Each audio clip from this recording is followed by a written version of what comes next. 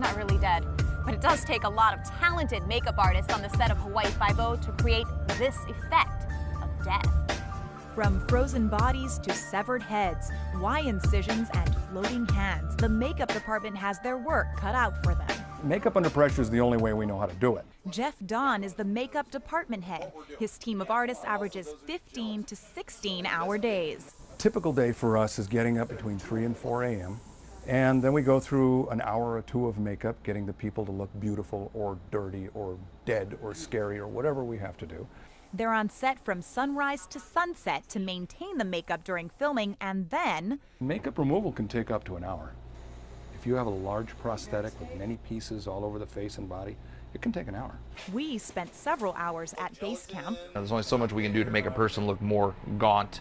You can see his hand here, where I've really added a lot of dark shading in there, brought in some highlight to really push that back compared to his other hand where we've just got the base coat on. This dead man was about an hour into makeup when we arrived. Here he is at the 3, 4, and 5-hour marks. Time consuming, yes, but it's more complicated than it sounds. The process involves communication with nearly every department on set. First we read the script. We come up with all these different notes having to do with questions for the director and for different departments. Having wet, do you want them bloody, do you want them dirty? All these little details you need to iron out and attach time to it, attach a look to it if it's a specific character. On this particular day, they used prosthetics to create the illusion that a character had been badly beaten. Silicone prosthetic made of a very soft, spongy silicone material that's sculpted to a person's face. And it just blends beautifully right here when you glue it. 4 hours later, You can see he's been badly beaten, has prosthetics, swollen eye, cuts and bruises, these little lesions all over him.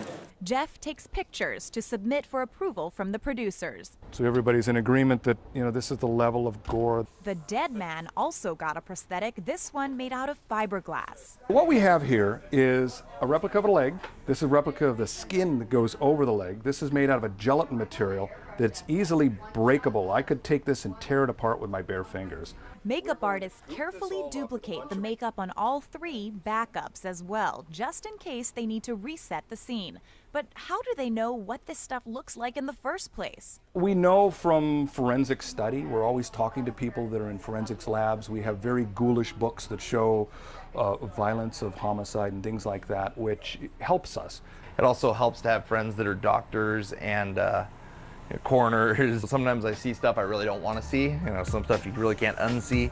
Fortunately, they don't work on real dead bodies, just actors that think the makeup is pretty cool. You can see the shading. I look dead, so it's pretty gruesome, but it's fun. It's like Halloween, Just a typical day on the set. Happy Halloween from Hawaii Five-0!